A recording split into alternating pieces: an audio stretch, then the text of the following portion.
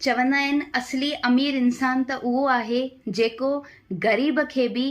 पाण सां गॾु इहो महसूसु न थियणु ॾे कि साम्हूं वारो ग़रीब आहे, ग़रीब खे बि ग़रीब न सम्झे, हमेशह पाण सां गॾोगॾु रखे। असली अमीर उहो ई आहे और असली ख़ुशि इंसान उहो आहे जेको हमेशह जंहिंजे मन में संतोष आहे, सब्र आहे ऐं हमेशह पंहिंजे ईश्वर जो शुकरानो आहे। जिन वटि आहे बि ॾाढो कुझु आहे बि ईश्वर जी कृपा सां मिलियो बि आहे त उन्हनि खे कॾहिं पंहिंजो अभिमान न करणु घुरिजे, छोकी चवंदा आहिनि अगरि असां वटि ईश्वर जी कृपा सां सभु कुझु आहे बि त जीअं ईश्वर ॾिनो आहे तीअं वठी बि थो सघे, ॾेई बि आजमाईंदो आहे त वठी बि आजमाईंदो आहे। इन करे अभिमान बि उन्हनि माण्हुनि खे न करणो घुरिजे। केॾो बि असां आसमान ताईं मंज़िल ताईं पहुची वञूं पर पंहिंजा पेर हमेशह धरतीअ ते ई हुजनि। असां केॾूं पंहिंजी ज़िंदगी आहे ख़ुशीअ सां आनंद सां बितायूं, हर शइ जो आनंद बि वठूं, पर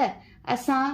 हमेशह पंहिंजे मर्यादाउनि ऐं संस्कारनि सां बि जुड़िया रहूं, पंहिंजे सिंधी समाज जो नालो रोशन कयूं, उन्हनि जी इज़त बरक़रार रखूं। त तव्हां सभिनी भाउरनि सां भेनरुनि सां मुंहिंजी निमाणी वेनिती आहे कि